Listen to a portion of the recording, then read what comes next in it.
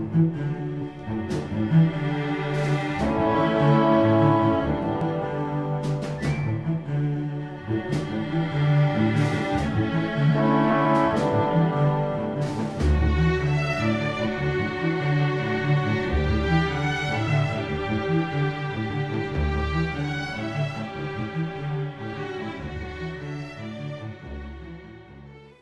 morning, everyone.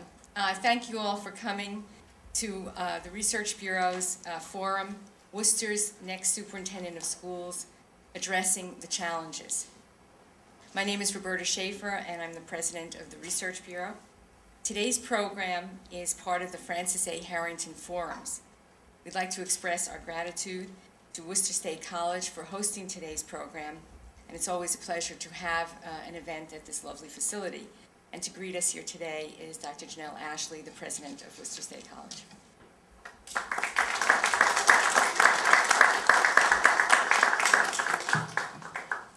Thank you very much, Roberta. I certainly do want to welcome you to Worcester State College. We're delighted to once again to be hosting the Research Bureau on our campus, and we're always proud to partner with the Research Bureau and are delighted that they have made public education so central to their work. Today's topic is very near and dear to my heart as well. Worcester's next superintendent of schools addressing challenges. At Worcester State College, we are deeply invested in the success of the Worcester K-12 school system as we welcome so many of their students who will be coming to Worcester State. In fact, nearly 20% of our fall 2007 students are graduates of the Worcester Public Schools. We have a great panel of true change makers in education, and I am certain that our discussion will be a very fruitful one. And again, welcome to Worcester State College. Thank you so much.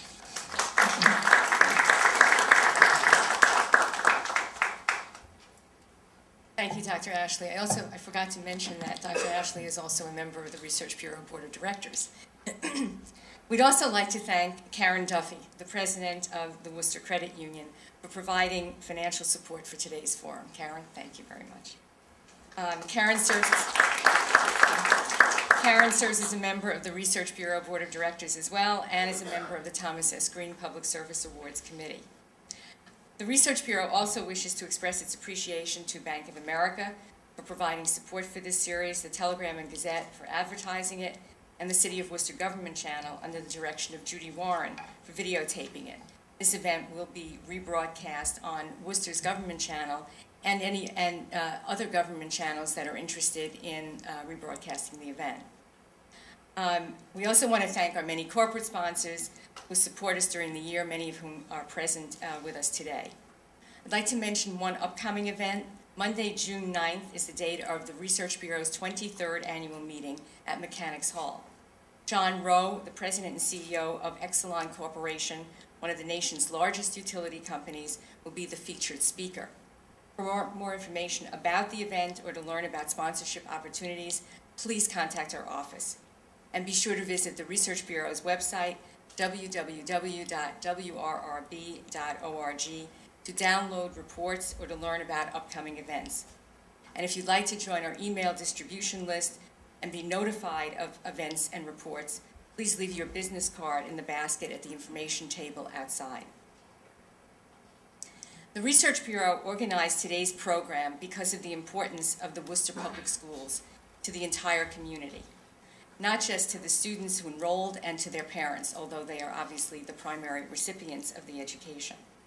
The quality of our public education affects the quality of our workforce, our cultural and civic life, real estate values, and economic development potential.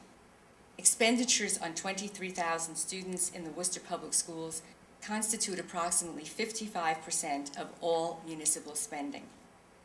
All of this means that the job of the superintendent is as important as that of the city manager. Therefore, it is essential for citizens to understand the issues and challenges facing the next superintendent and to play an active part in his or her selection. It's now my pleasure to introduce Dr. David Driscoll, the moderator of today's program. Dr. Driscoll has had a 43-year career in public education as a teacher, principal, superintendent, deputy commissioner, and finally as the Commonwealth's Commissioner of Education, from which he just recently retired. He oversaw the successful implementation of the Massachusetts Education Reform Act of 1993, including the development of nationally acclaimed standards and curriculum frameworks, the MCAS testing and accountability procedures, the teacher test, and much more. He served on a number of state and national boards and was past president of the Council of Chief State School Officers. He currently serves on the governing board of the National Assessment for Education Progress that oversees the NAEP testing, and he was a member of the commission that released the report, Tough Choices or Tough Times. Since his retirement, quote unquote, he has joined a number of national boards and is mentoring new commissioners. I'm extremely grateful to have had the opportunity as a member of the Board of Education to have worked closely with David Driscoll during the past decade. David?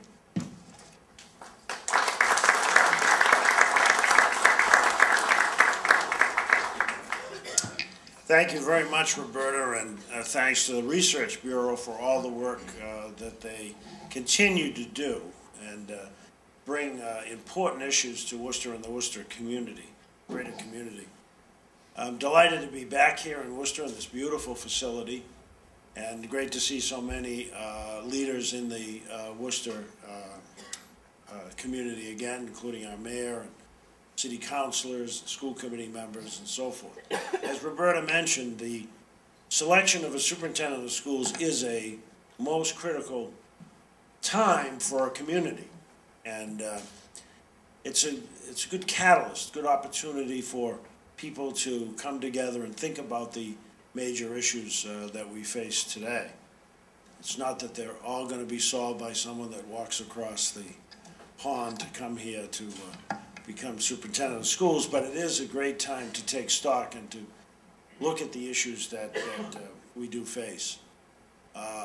And in that regard, we have four terrific panelists who all have had success, as well as the challenge of various aspects that you face here in the Worcester Public Schools. So I'm going to briefly give you a quick background of each of our four members, and they're going to present, and then we'll open it up for questions. Our first presenter is going to be Dr. Peter McDonald, and he began his career, ironically, with the 3M Corporation in both Minnesota and New York before joining the Eagle Hill School in June of 1993.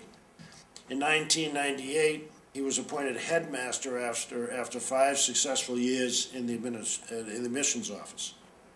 Dr. McDonald received his bachelor's degree in organizational leadership from Purdue, a master's degree in educational administration from Cambridge College, and a doctorate of education degree in educational policy, research, and administration from the University of Massachusetts at Amherst. And he'll be, among other things, talking about this very important issue of teacher retention. As you may know, one of the major challenges we all face, and is faced in Worcester, is this issue of new teachers who, after a few years in the profession, do in fact leave us.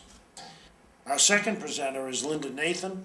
She's the founding headmaster of the Boston Arts Academy, the city's first and only public high school for the visual and performing arts. And it's very nicely situated right over the center field wall at Fenway Park, but she told me the new Budweiser sign blocks the view.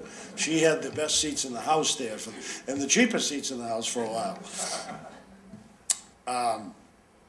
Under her leadership, the school has won state, national, and international recognition awards. These include the Massachusetts Compass Award, the Breaking Ranks Award from the National Association of Secondary School Principals, and a Mentor School Award from the Coalition of Essential Schools. The Boston Arts Academy sends well over 90% of its graduates to college. and they're all residents of the city of Boston. You may know it's a pilot school as well. Linda earned her bachelor's degree at the University of California at Berkeley, a master's degree in educational administration from Antioch, a master's of performing arts at Emerson College, and a doctorate in education from Harvard University. Our third panelist, no stranger to any of you, of course, is the principal of the Goddard School of Science and Technology right here in Worcester, Marion Guerra. She's had a long and distinguished career as an educator, teacher,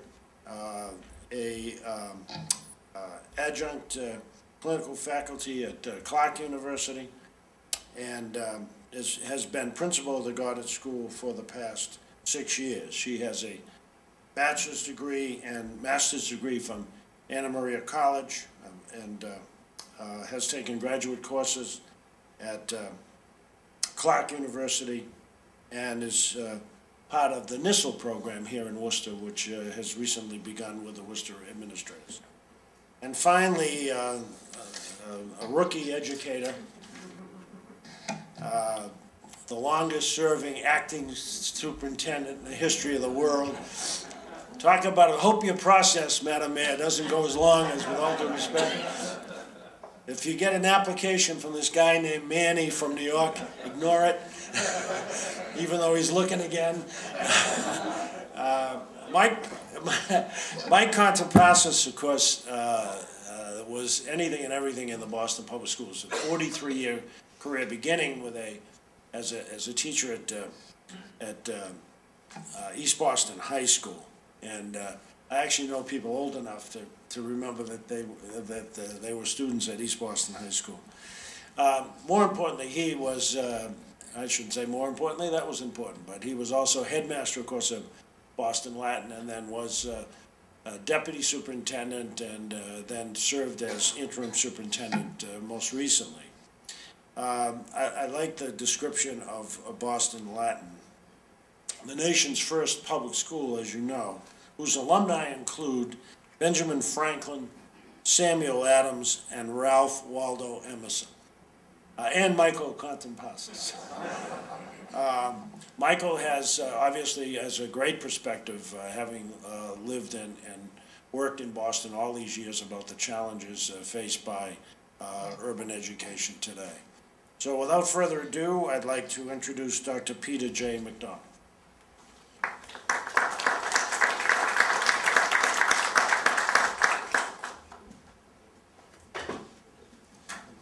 Thank you, Dr. Driscoll, for that nice introduction, and to Roberta Schaefer for inviting me to be on this panel today.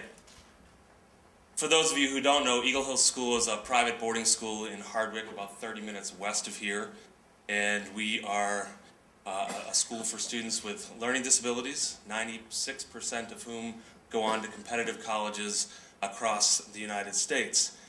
And it was in 2001 that we really, our Board of Trustees, looked to who are we and who are we going to become, and there was great pressure on us to expand as a school or open new schools across the country.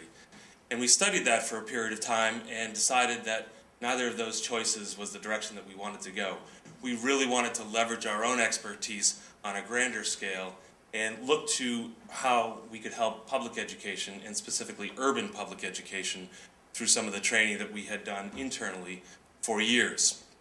And after looking at that, it was very clear, studying that for about 2 years, that teacher attrition, or teacher retention, the flip side of that coin, was one of the biggest issues facing urban schools. And much to our surprise, there was very little out there in terms of residential induction programming, despite the fact that the research says that a good induction program does, in fact, reduce teacher attrition dramatically. So let's look at the statistics themselves. In any other profession, there would be an outcry that 50% of teachers leave the profession within 5 years of teaching. Leave, that doesn't mean change schools, that means leaves the profession. And the research suggests that 50% in urban settings leave within 3 years. That is a remarkable amount of churning in a short period of time. When you couple that with the statistic that says that teachers actually don't become effective until their 6th or 7th year in teaching, and that with public school retirements coming up so drastically, and especially in Massachusetts, and specifically in Massachusetts, that we now have to hire 2.8 million teachers nationally, and currently there are only 3.2. So this is a major, significant issue that the next superintendent of schools will have to face. And there are some significant costs associated with this.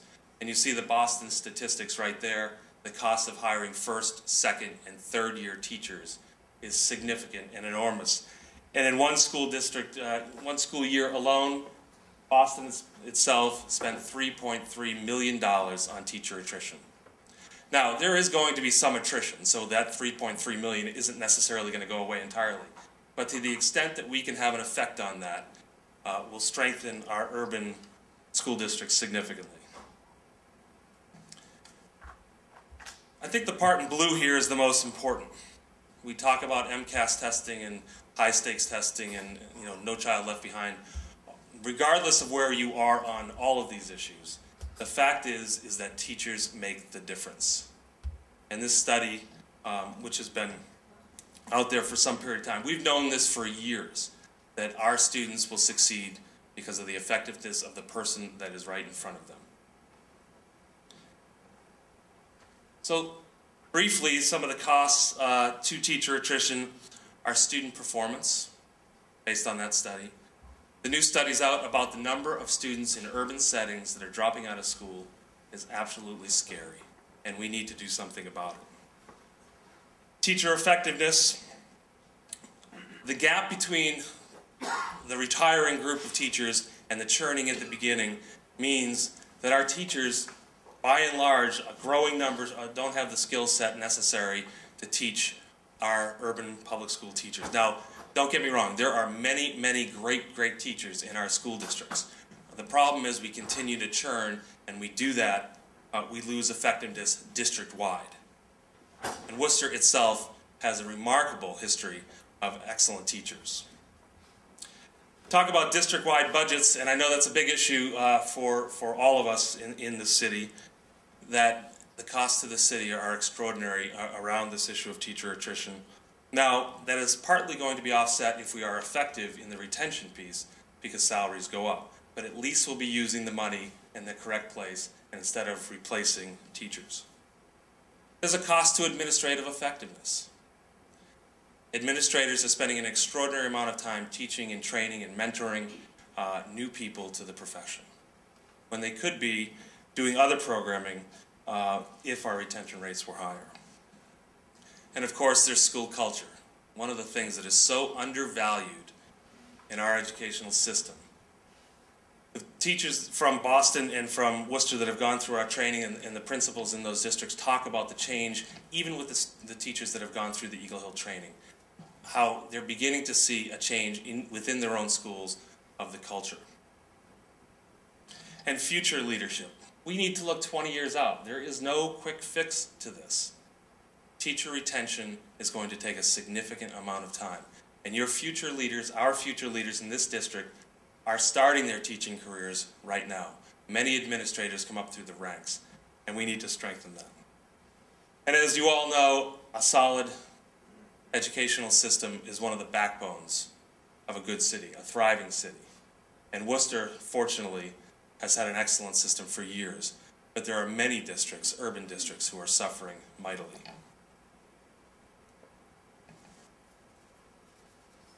So these are the top reasons why teachers leave the profession. And only one of those issues cannot be addressed necessarily directly through an induction program, and that's the compensation piece. All of those other factors can be addressed through an appropriate teacher induction program. And it is beyond me why we're not doing more of it nationally. It is actually your school district in Worcester that saw the wisdom of this back in 2004, when we actually presented a pilot opportunity for the districts of Boston, Worcester, and Springfield. And it was Worcester that jumped first. It was Dr. Caradonio, Dr. Mills, and several others within the administration that jumped immediately and boxed out those other 2 cities for that first pilot program. And so we will be in our 4th year with Worcester Public Schools this year.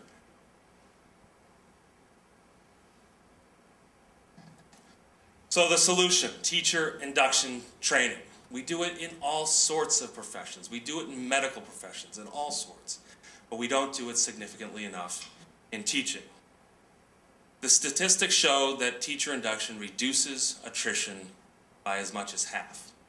Our early statistics say that our success rate is much higher than that right now. It increases professional contact with peers. This has been one of the things that I think was most surprising to me, is the benefit from teachers talking about how when you walk in on your first day of class, despite a great education at a university or college like this, you are alone, and for the first time. Through a proper induction training from the beginning, you have a group of peers that you can walk in and be professional with. It increases participation in non-instructional professional activities. The statistics say that if you get involved in teaching or education beyond walking in the door and walking out, you do research, speaking, you do all sorts of projects with your classrooms, that you are more likely, far more likely, to go beyond that 5-year statistic that we saw earlier.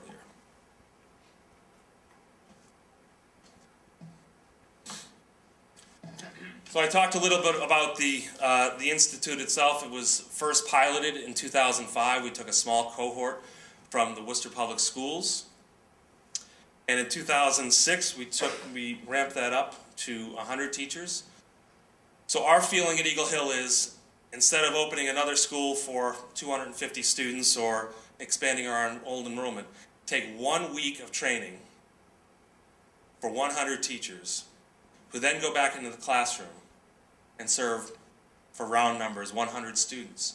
In 1 week's time, we had the ability to affect 10,000 students' lives. And if you do multiple weeks and multiple years, the multiples, as you can imagine, grow. And so we piloted this in 05 with Worcester, Worcester solely in 06. In 07, we did Worcester and Springfield. And this coming summer, we are doing Worcester, Boston, Springfield, Fitchburg, and Framingham. And we are thrilled, obviously, to be doing that. The week itself starts on a Monday morning. Teachers arrive, and they work from 8 a.m. to 11 p.m. every single day. And I won't go through the entire curriculum. It is free to the districts, and it is free to the teachers.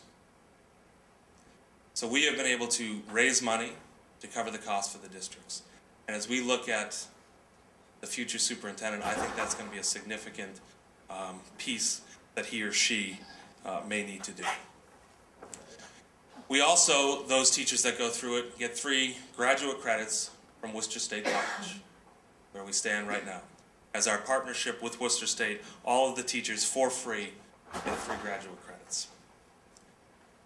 And the curriculum strands, I showed you 5 broad strands. This curriculum is intense for a week-long program. But the feedback from the teachers has been extraordinary. Anecdotally, I think if you speak to any of the teachers that have been through this, they say it is one of the best professional experiences that they've had.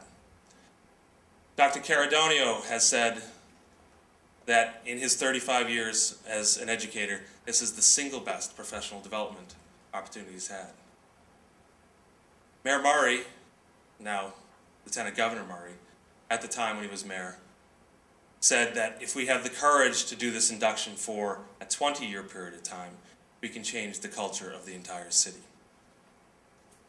The results are early, so I'd prefer to stay more on the anecdotal side. But the first 2 groupings that have gone through the Teacher Institute have a 4% annualized attrition rate versus the urban average of 19%. Now we are looking, obviously, to do this over a 10-year period of time so we can justify those statistics. But long-term, the goal is not only to do teacher training here in Worcester, but to do a train-the-trainers model on a national basis, to export this, to train people to do this in other cities across the the United States. And our start right here in Worcester has been nothing short of extraordinary, and is the vision of the leadership of this district so far that has really pushed this more than any other district. It's interesting, Dr. Burke in Springfield called me several months ago and said, "We will take all the weeks." This is a person who 3 years ago didn't step up first for that pilot program. He tried to edge everybody out, saying, "We will take every single week that you have available." We did not do that, but I think it shows you the power that these leaders within the educational field see with the teacher induction training. So as you search for your next superintendent, I think that we all need to look at this issue of teacher attrition over a long-term basis. View it as an ocean liner, turning around an ocean liner. It is not going to happen in 1 year or 2 years, but in 10 years or 20 years. Thank you.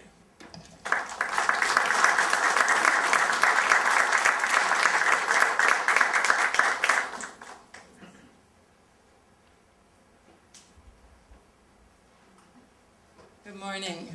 I did bring you guys some materials that are over there, so I'm going to sort of talk from them a little bit, and then you can study it later. Well, you can't have our former interim superintendent, okay? That's like number one, what I've come to say. He's got to stay in Boston, so even though you may have seen him this morning on Fox TV, we keep him.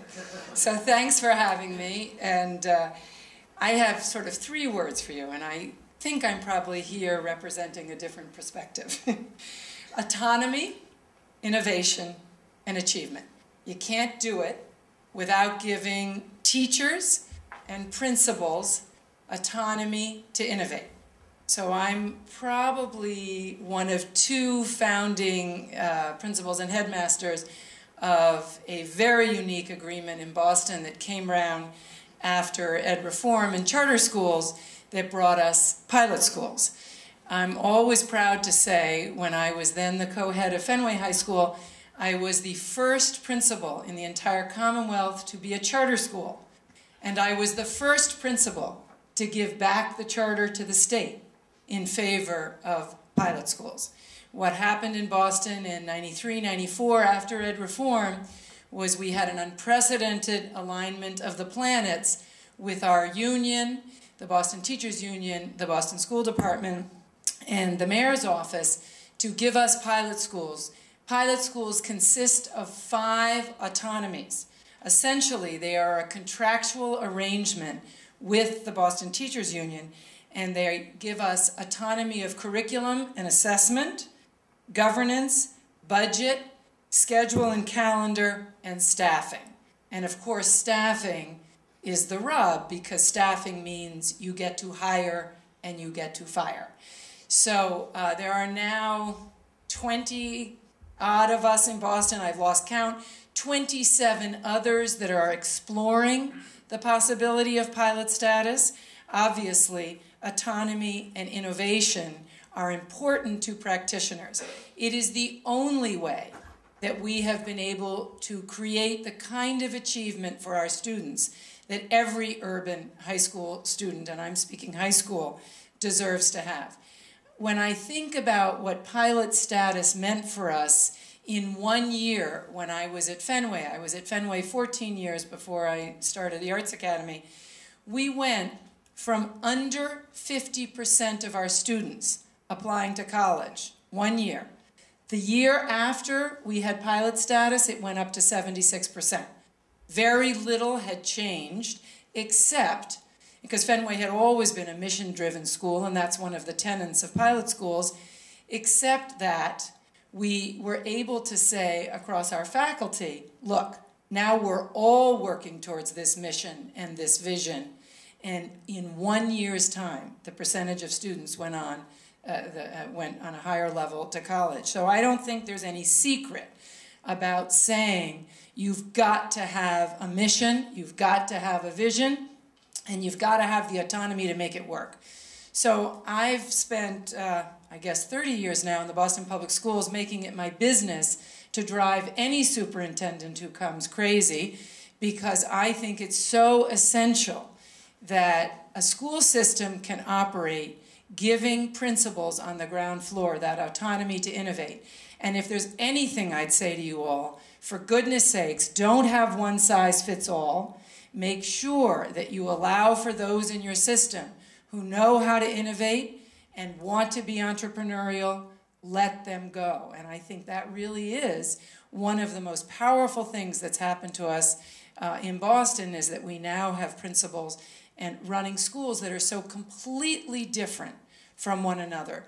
One of the things that I brought you in your packet is a study from the Center for Collaborative Education, which is a not-for-profit organization that I founded many years ago to help create what we all knew would be a revolution in Boston.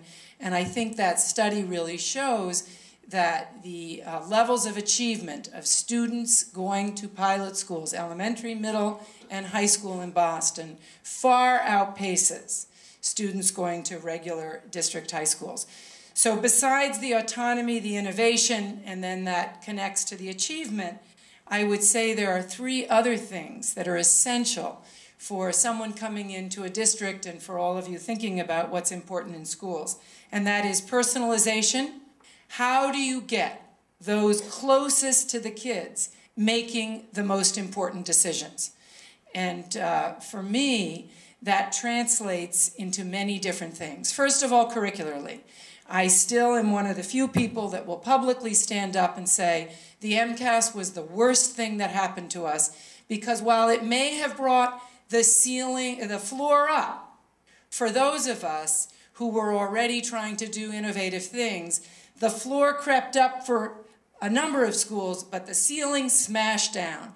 So our very innovative science and humanities curriculum is out the window.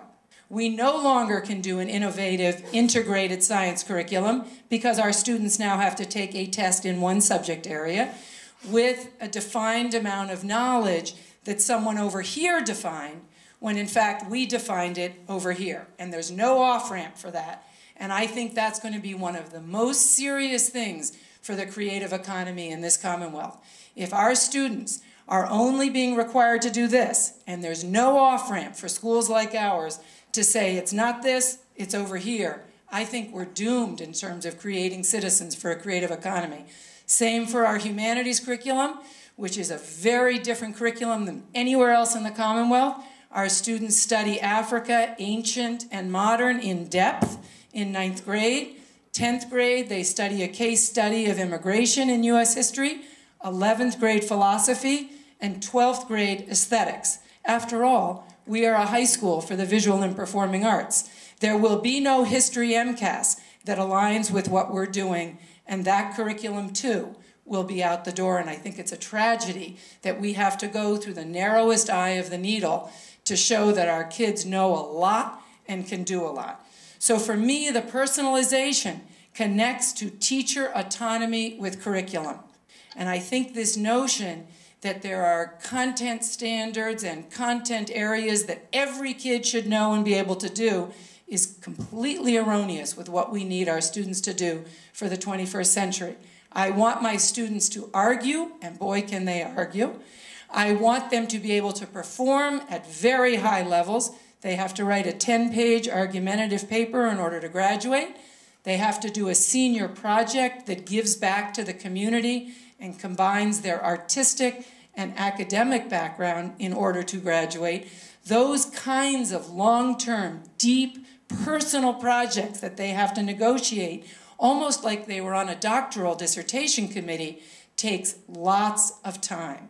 Also takes a very highly trained teacher force. And so we do all of our induction in-house to make sure that all of our teachers are prepared to meet the needs of our students, 80% of whom are students of color, 60% on free and reduced lunch.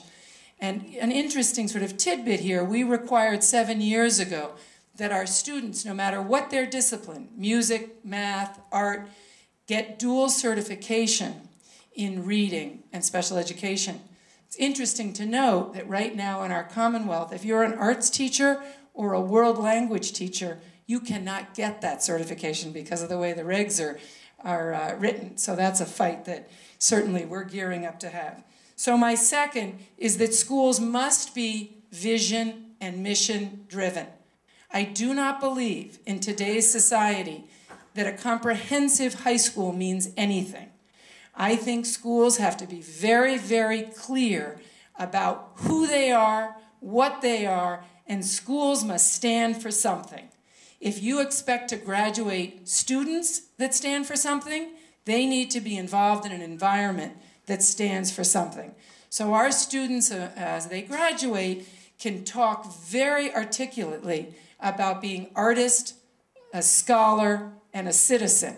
They talk about the shared values that our school embodies: passion with balance, vision with integrity, diversity with social responsibility. And they talk about habits of the graduate, which for us are RICO, not a banking term: refine, invent, connect, and own. From 9th grade, they're inducted into hearing those words. And in fact, we don't graduate with the valedictorian speaking. We graduate with students picking the peer of theirs that most embodies what is RICO. And again, that is about standing for something. Students having to debate who amongst us most embodies refine, invent, connect, and own. How have they shown that? And those are dialogues that go on since 9th grade. And finally, a school must be accountable. So that, I think, is something for a superintendent and a school committee and obviously a mayor to think about. How do you say to schools, show me what accountability looks like for you? For us, it's very easy. We invite in the public many times during the course of the year, and we say, read our students' papers and projects. Come listen to them talk about their projects. Push them, make them think on their feet. Can they answer you with evidence? Do they know how to connect their learning to what they just read? I think those are truly authentic measures to get kids to begin to think about what it is to be accountable, and to get folks like me to be able to say what accountability looks like. So I hope I haven't offended here, but I truly believe that if we're going to change the state of urban schools, and if we're going to keep our teachers in urban schools, we must give everyone a sense of autonomy, innovation, and that is the only way we're going to get to achievement. Thank you.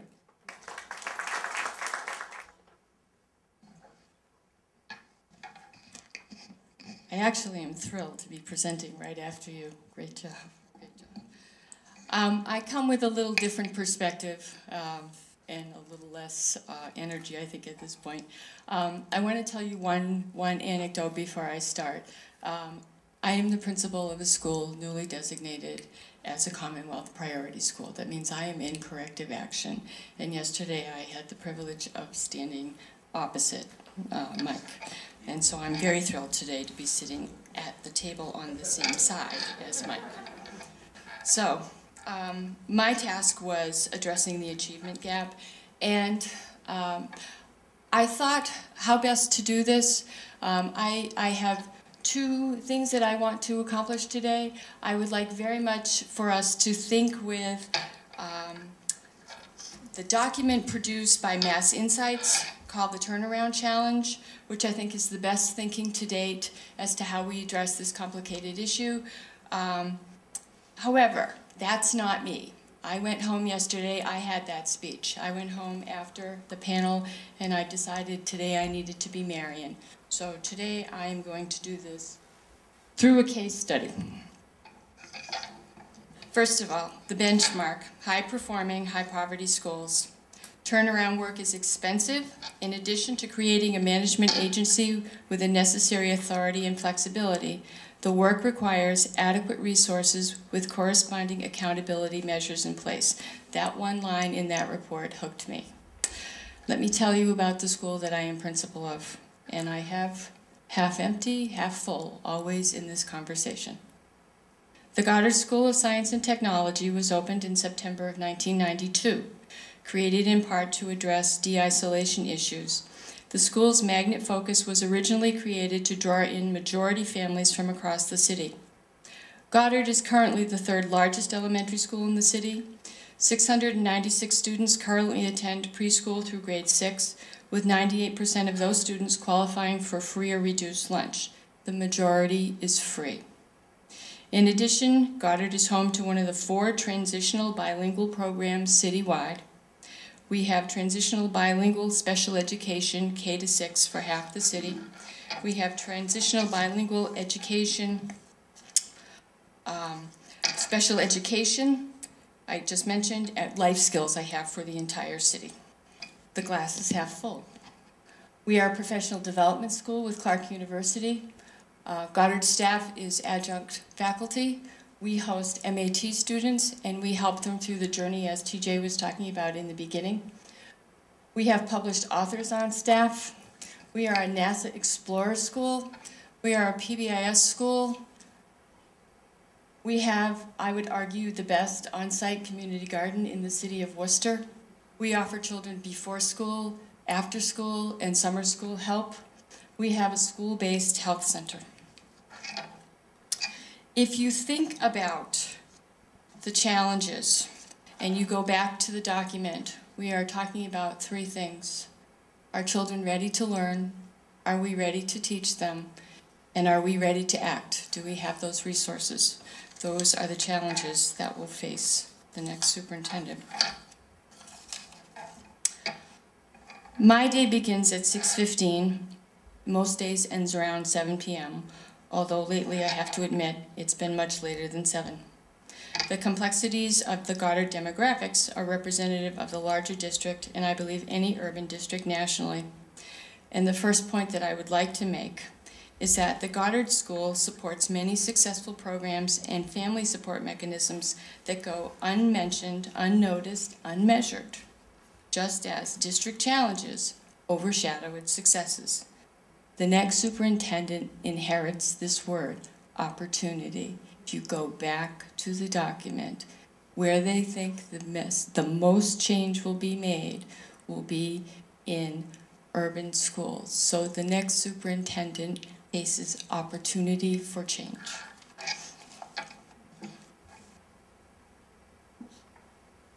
I hate this thing. Okay, the question is half full or half empty, and this is ready to learn. Poverty is real. This document is the first document that I have read that acknowledges that poverty is real, it is here. We need to address it. March 8th, 2002. This is the story of Herbert. Herbert and his sisters enroll in the Worcester Public Schools. Goddard becomes their home school. They arrive from Canton Salinas, El Salvador, living doubled up with cousins, aunts, uncles, mom, dad. Herbert, Jessica, and Edith become the newest members of the Goddard community. They will need assistance and guidance to negotiate their new home in the United States. My tenure as principal is now 8 months long. 5 years later, last year, Herbert will walk across my stage at graduation proficient in English and proficient on the MCAS. He will begin the next leg of his journey at University Park School as a leader, driven to help others as he has been helped. I would like to point out one thing. I'm in corrective action. 70% of my students that I sent to University Park were proficient on the MCAS. The journey begins, ready to teach. The race to close the achievement gap begins. On the first leg of their journey, the children enrolled in transitional bilingual programs. The family members are proficient speakers of Spanish, but not English. I'd like to interject at this point that in my school population, out of approximately 700 children, more than 350 children are second language learners. Of those 350, 150 of them have ALAUs. They are non-speakers, non-readers, non-writers.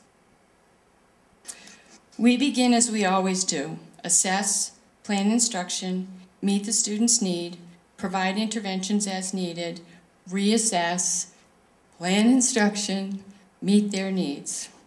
We support families with basic human needs, provide support outside the confines of the school day. And we ask ourselves always, does this work?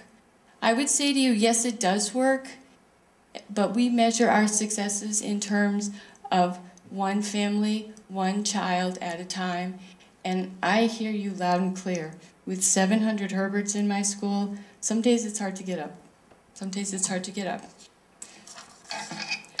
Fast forward to MCAS Grade 3. Herbert he's the first in his family to take the MCAS. He is still in a TBE program, but there is much enthusiasm that he will be transitioned out this year. He has many oral skills. He is developing his reading and writing. On his first try, he receives a warning. My AYP scores reflect many Herberts. I am worried. How will I make my AYP? I'm beginning to have trouble sleeping at night. I remember why I do this job. Herbert and the others. I'm not worried anymore. There's much to do, and this will take time. MCAS Grade 5. Ready to learn, ready to teach, ready to act. Herbert is now in Grade 5. His scores have moved to needs improvement. He is considered formally limited English proficient. We formally call this FLEP. I don't like that, but that's what they call it. He receives all of his instruction in the monolingual class, and support now comes from his teacher and not support staff. The school continues to buy coats, send food home, provide before school, after school, and summer school support. Herbert and his sisters attend regularly, and the family knows that they can count on Goddard to help close the gap. We still assess, progress monitor, adjust instruction, and persevere. My tenure is now in its 4th year.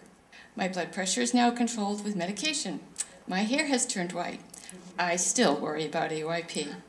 My family now says things like, you should work in the suburbs and have less stress and make the same money. Think about changing jobs. I think about Herbert. We have work to do. Grade 6. Herbert is our hero. He's not our hero because he passes the MCAS, by the way. We begin the year by setting goals with our map data. Herbert writes one of the most compelling pieces that the school community has ever seen. His goal galvanizes the entire community to reach out farther than we have ever done before. Herbert changes the culture of the school. Now, if I read this to you, I'll cry. So I'm going to try to paraphrase so I don't cry. All students at the Goddard School and all students in the Worcester Public Schools who are assessed with the MAP instrument set goals. At my school, they set 3 goals. They set 2 academic goals, and they set 1 personal goal. I read every single child's goal. I try really hard to remember every single child's goal. I have to tell you, at 54, it gets a little difficult some days. But the reason I do this is so I can connect with them, and I know where they want to be and how best we support them. So Herbert's first goal has to do with learning English. He recognizes that in order for him to achieve goal 3, he must be a proficient speaker, reader, and writer of English. His second goal is a goal in mathematics. He understands that mathematics are important, although he tells me in his goal paper it's not as important to him as goal 3. Goal 3 depends on his ability to be proficient in English, and it depends on how much he can engage my faculty to help him. Goal 3, my personal goal, which I think is the most important of all. My goal is to help people that don't have anything to eat. He's been there. Also people that don't even own a home or live in them. He's been there too. In other words, I would say that there are people with no money, no food, no shelter, or without family to help them. This kid's compelled to give back. He's been supported. He wants to give back. He writes further, I think that my first goal I'm already reaching. I think that now I'm doing better at math than before.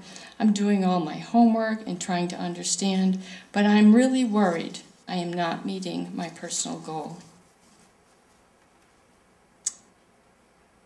He writes, I mean those other goals, well, they're kind of easy to reach. They can be reached by studying and learning at school with our teachers.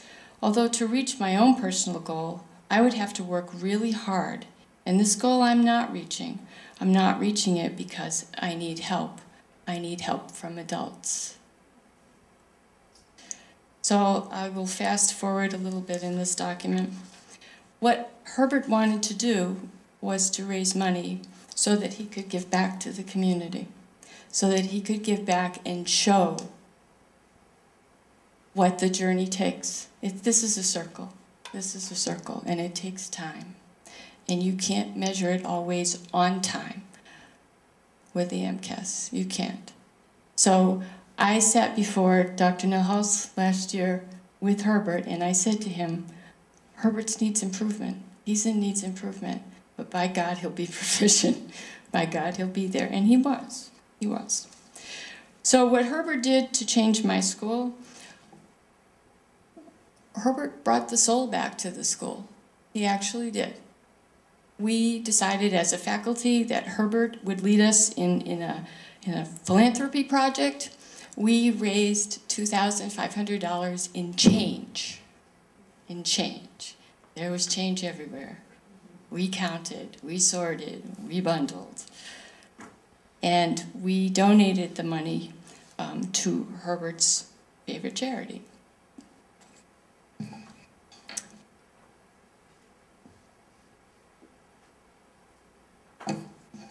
This is the message for the next superintendent, and I would argue for everybody in this room. Why we need to think about the achievement gap is a journey and a process. I am now in corrective action. I have many Herberts at my school at various stages of their journey, 369. Some that I will get credit for bringing to proficiency, and some that I will not. The next school that gets them will get that honor and will celebrate as I do. The reality is that the journey takes time. I choose to see the glass half full. I am hoping the next superintendent chooses to see the glass as half full. I choose to walk the remainder of my years of service as a journeyman who looks carefully at issues, confronts the brutal facts, and dares to be the skunk when needed. I wear my skunk hat a little bit more recently, because I do believe that the challenges can be met. But I believe we've missed one important issue, and I hope the next superintendent will join in the global conversation.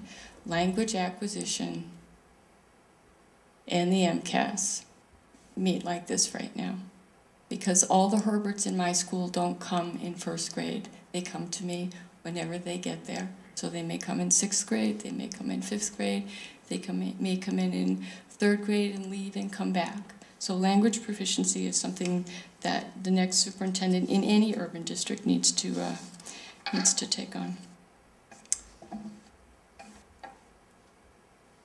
How many Herberts are in the Worcester Public Schools? I would argue the overwhelming majority. The next superintendent faces the challenges of meeting the needs like Herbert. He or she faces the dilemma of acknowledging that the road to proficiency, closing the achievement gap, takes time, resources, and conviction. Are they ready to learn? Are those things in place? Are we ready to teach? And are we ready to act? We need to make sure that children are ready to learn, and I just said that.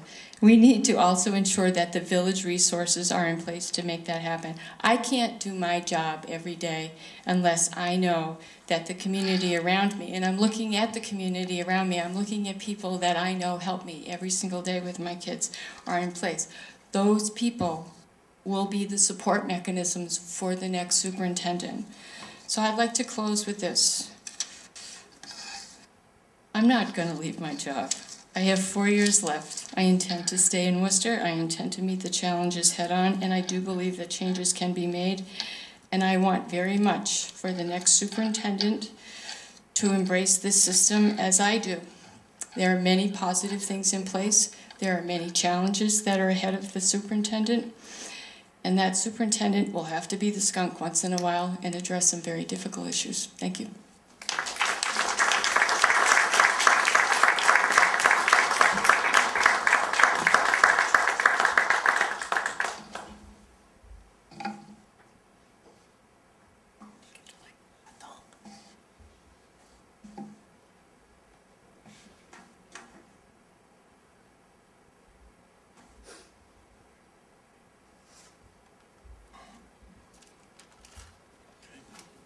Good morning.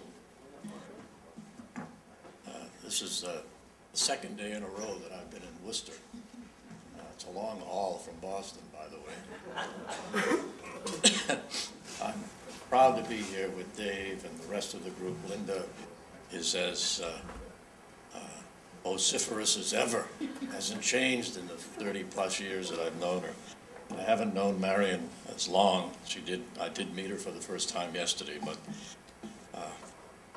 I was impressed by the entire Worcester delegation that came before the review panel in terms of really the commitment. That's what this is all about. And, you know,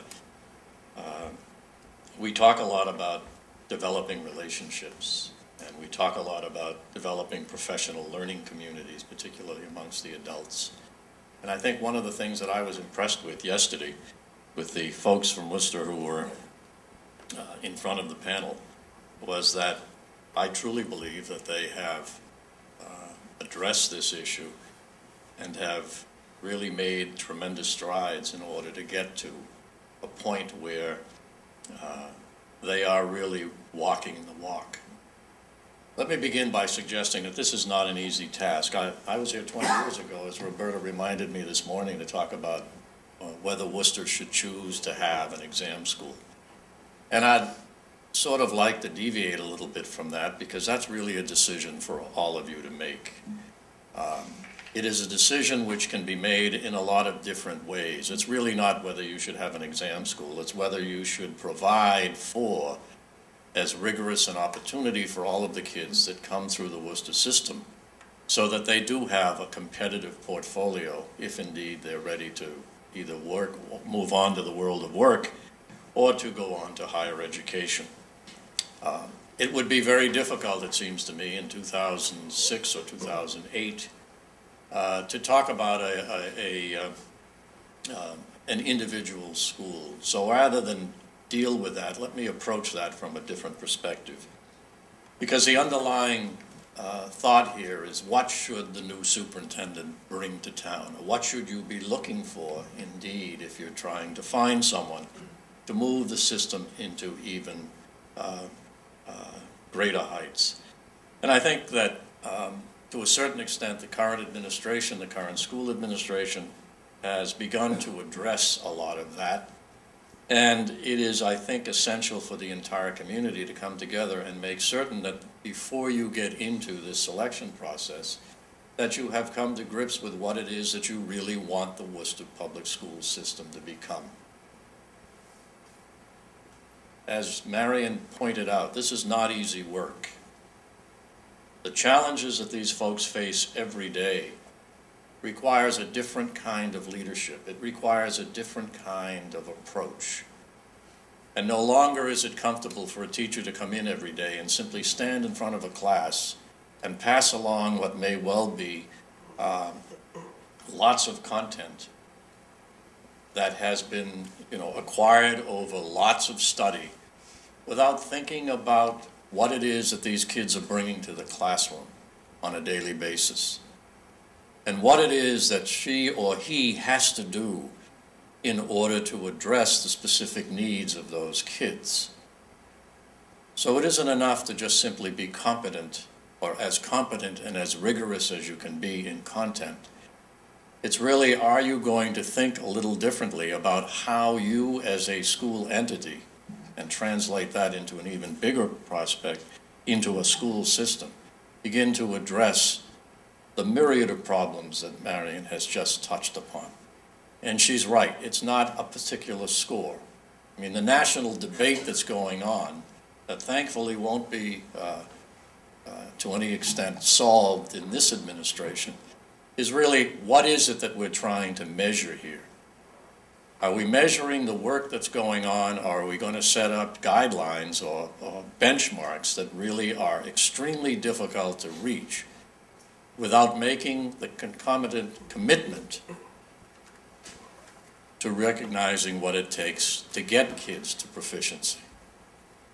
And so rather than measuring whether a student has passed or failed, we should be measuring what that school district has taken, what steps that school district has taken, or those individual schools have taken, to bring a student from where they may happen to receive them to where they may happen to reach. So the measurement of growth really becomes a factor, and that's a national debate right now, and hopefully a very positive one as we await a change in the national administration. I think we've reached pretty much a crisis area in terms of what should our urban school districts look like. I'd like to talk about a portfolio of schools. Linda touched upon this a little bit. The one-size-fits-all model no longer exists. It requires a portfolio, if you will, of different opportunities. It may mean that a school district embraces pilots. It may mean that the school district embraces in-district charters. It may mean that a school district has to go out and find an entity that's willing to come in and be overseen, if you will, by the school board, but run autonomously in terms of what it can produce. So I guess the issue for us in this business is that the current model that exists in public schooling probably needs to be transformed. And in order to do that, you've got to bring all of the stakeholders to the table. For some of us, this is a matter of survival. It isn't enough to simply suggest, as the legislature has, that charter schools will provide a level playing field and all of us then will be competitive and those of us who don't do well will go by the wayside. Doesn't work that way for a whole host of reasons. But indeed, the notion of what the charter school, and particularly the Horace Mann Charter School, provides as an opportunity for urban school districts has not been, I think, addressed to the extent that it should be. And so when we talk about what the new superintendent should bring to this system, I think you've got to look for someone that has vision, that is creative, that thinks out of the box, that really thinks about systemic transformation. Not necessarily an individual school, but how do you provide a system of good schools, all of them offering opportunities, and all of them offering a level of rigor that does indeed prepare these kids for the 21st century skills that they need. Induction is a critical piece. If you can't get them out of the colleges, you've got to begin to think about how do you train your own. And that's part of what's going on here. You need to think about where you're going to get the next generation of school leaders. If you think there's a bullpen out there, you're sadly mistaken. And indeed, for a lot of school districts, it's how do I begin to grow them at home? How do you begin to think about master teachers and becoming actually folks who then indeed pick up the role of mentor? And you have to think about a career ladder kind of approach within the school district. How do you think about some of the kids that Marion talked about and not put in place an early education program that may even involve the development of full-day kindergarten for 4-year-olds? We in Boston are experimenting with a 3- and 2-year-old program called Learning Playgroups, and they're fun. Little toddlers who come to school with their mother most of the time, sometimes with a father. But the point is that the parent has to come with the kid. And in that program, there are relationships which have been developed with community agencies. So all of the needs of that family are met. The physical needs, the health needs, whatever. So the Play to Learn groups may be linked, if you will, to the neighborhood health centers or even the children's hospitals, so that the parent begins to learn what in some instances is the first opportunity to develop parenting skills. But more importantly, they're there with the kid. And the youngsters beginning to develop some of those social skills that will prepare them to be ready learners as we talk about them. At the other end of the spectrum, how do we upgrade, if you will, the rigor that's necessary to compete in the 21st century? How do you offer advanced placement opportunities to youngsters who want to participate in that level of work? So do you have a program that at the other end provides for the level of rigor that advanced placement brings to a school district? Because if you adopt that, it creates a drilling down. It forces the school district to begin systemically to think about a seamless approach. It makes you think about what it is that students need to know from perhaps grade 6 on to grade 12 and beyond. Do you have an opportunity with the great universities you have here to think about those kids moving even faster? What's so sacrosanct about 4 years of high school called freshman, sophomore, junior, and senior?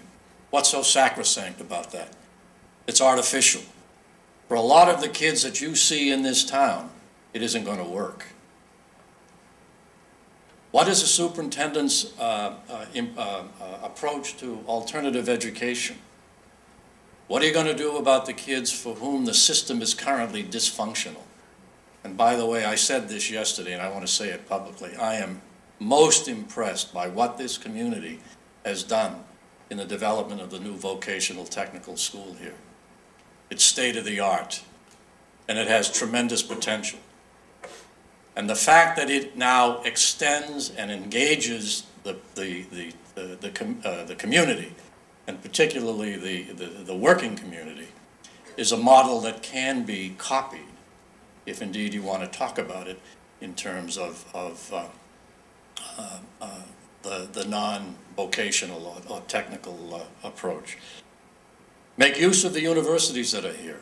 For some kids, moving on in 11th or 12th grade to freshman year is doable, if indeed there is rigor spread throughout the system. More importantly, what are the options that you think you need to have? Linda has a particular program that hopefully in the future, Boston will see fit to develop a feeder school for it. But the opportunities for alternatives are really what you have to think about as a community, and then push the new superintendent as to how he or she sees that evolving. In the case of students for whom the system is not working, I think you have to again think out of the box, and you have to ask, what is it that we can do for these kids in terms of bringing them back into the school district? What's the intervention strategy early on? What is the superintendent's thinking about intervention before a student reaches high-risk capacity or category? And for those kids who have been disenfranchised for whatever the reason, they're still part of the community. And the community needs to think about how it gets them reacclimated, if you will, to the school system. And let me tell you something, you can't take a kid who's dropped out of something that's been dysfunctional and put him back into the same setting. You've got to think about how you develop different approaches to meet the needs of those kids. Some of them will drop out because they've come to this country illiterate in their native language, and they know that right off the bat. Some of them know really that they've been shortchanged early on. And when they hit 9th grade, because someone has promoted them because they're over age, they know within the first month or two that they're not going to make it. So what are the safety nets that are in the school district? And more importantly, how are you going to develop the programs that will allow those kids to develop their talents to the fullest? And you can't do that if you're going to continue to use a model that's sort of cookie cutter, that sort of has a simple, 6-hour day, 6.5-hour day. People have talked about the value of extended time. For urban kids, it's essential that they have opportunities that go beyond the normal school day. So you've got to think about this at the beginning, you've got to think about it during the time that the kids are there, and you've got to involve the community at large in trying to address some of these concerns. There's tremendous potential here. Business community, the university community, all of those folks need to be an active part here. I want to come back to the notion that the new superintendent should have enough vision to think about these alternatives and to really think about what it takes on an average day for folks like Marion and the folks that work with her to get the kinds of successes that are hard to get. But when you get them, they make all the difference in the world. And again, you've got to do that in such a way that you begin to think a lot more systemically about how the system works. And so you've got to bring alignment and you've got to bring coherence. They've heard me talk about this yesterday for about 4.5 hours. But it's critical if indeed we're going to think about what the new model should be in order for schools to, school districts to be successful. You've got the foundation here. You really do. I mean, some of the professional development that we heard about yesterday is state of the art. But it won't work unless the culture of the school district changes so that it recognizes that what may have been successful when I began as a teacher 43 years ago may not be as successful today. And so changing the culture merely means that everybody in that schoolhouse takes ownership for the kids that show up every day in front of them. It means going the extra mile and seeing to it that if a parent has difficulty coming to school, that you reach out. It means trying to find creative ways to get the Herberts of the world into a point where they become viable members of society. It means changing attitudes and belief systems that suggest that every kid can develop his or her potential to the fullest. If you don't believe that, you don't belong in this profession. And so, what's all that got to do with an exam school?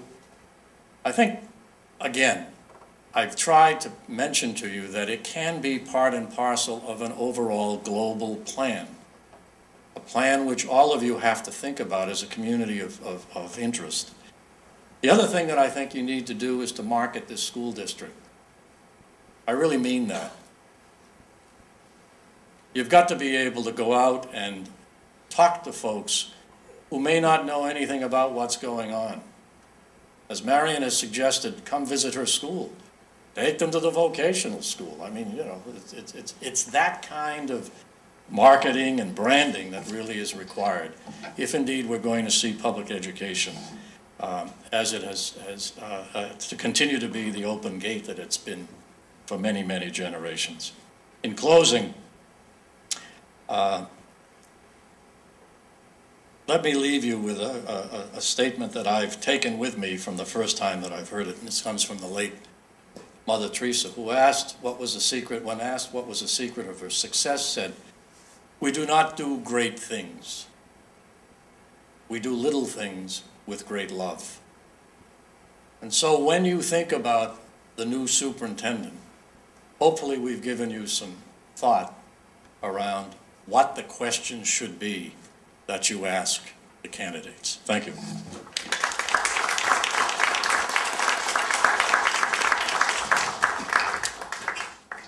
Thank you all very much. I just have a couple of comments, a couple of observations. Number one, you should know by now, none of these panelists were censored. And number two, I appreciate Mike Contenpassis, and I'm sure you are, pointing out how difficult a commute it is from Boston to Worcester. You ought to try it from Worcester to Boston. Anyway, questions? Comments? Shy crowd. Takes the first one. Yes, sir. I guess I'll be the first one. Thank you. My name is Al Gannon, and I'm a principal and a colleague of Marion Garrett, as well as some colleagues that are here in the audience today.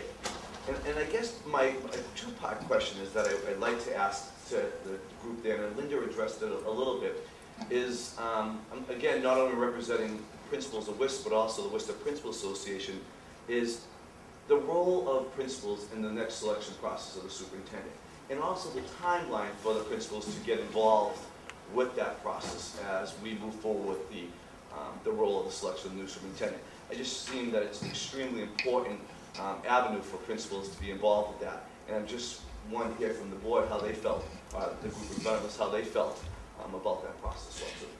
So let me open it up and ask, maybe ask it this way just to be helpful. Are you aware of any process anywhere that involved the principals in a meaningful way, I guess is the way I would say it, so that they're not left out of the loop?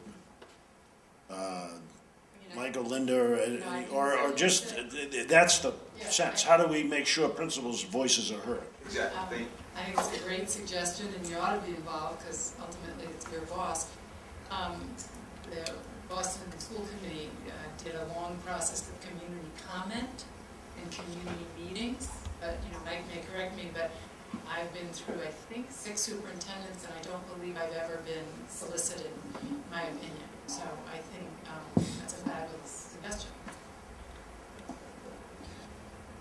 I don't have a problem with participation, and I think there ought to be, within the early stages of the process, as much community involvement as possible. One caveat, the selection or the recruitment process over the years has changed dramatically.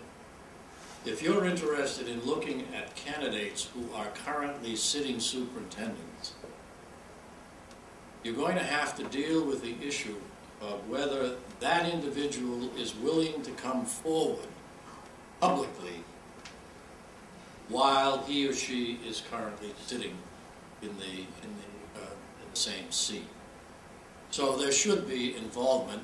I think that's a role for the school committee to decide as to how they gather the kind of information that they feel they need in order to move forward on the process. But again, I would caution you that you can no longer do what perhaps was done in the past, where these folks would come into a room and everybody would sit there and they would throw 150 questions at the individual until you get to a point where you have made pretty much your final, not selection, but you've reached a point where you have 2 or 3 candidates, and you then push the agenda to a point where the superintendent then, if he or she is sitting, has to make that decision. So hopefully that's answered your question. Yeah, that one, that's actually twofold. One, how to involve principals. But this other issue which Michael presents, which is very important, which is the issue of confidentiality. And it is the case by law that once you identify finalists, it becomes public. So this whole process of as Boston found and many others, it kind of kills the search if it becomes public too soon. Next question. Thank you. Yes, sir. I'm Brian O'Connell, I'm a member of the Worcester School Committee. Should we as a committee be encouraging candidates who come from outside of the realm of public school education for the position of superintendent?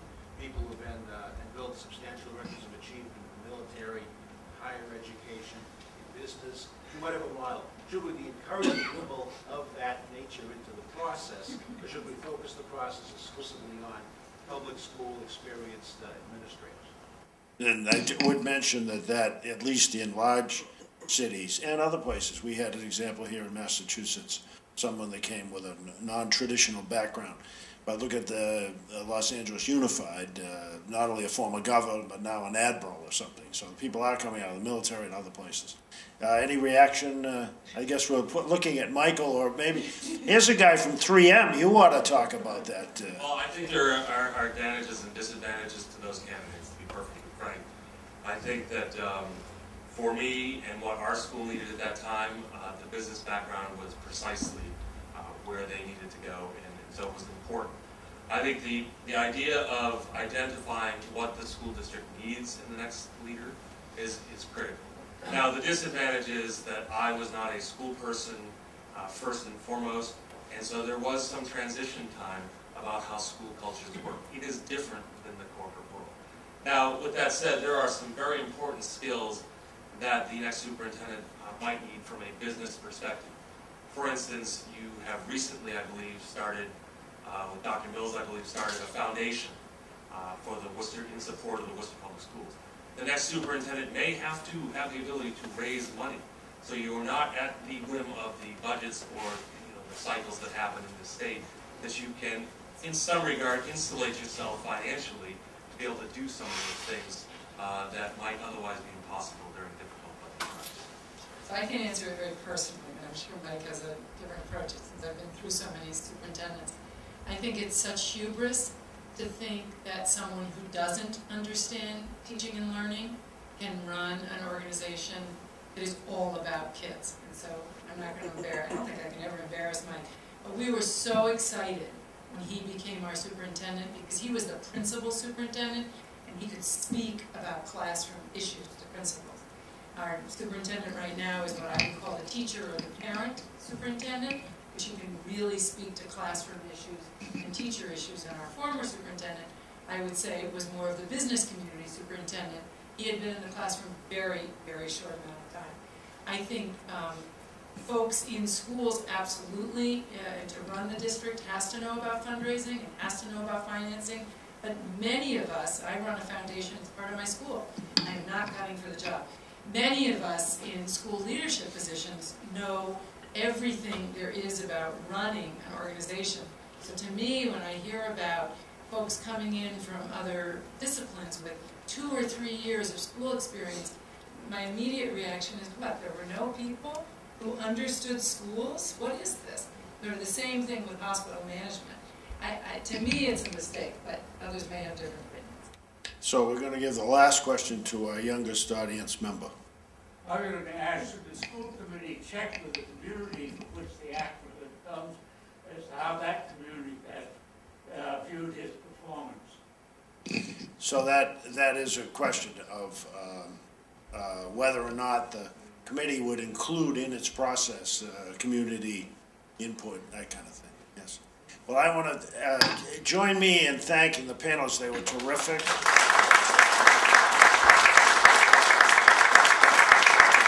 Thanks, as always, to the Research Bureau for the work that they do, and have a great day.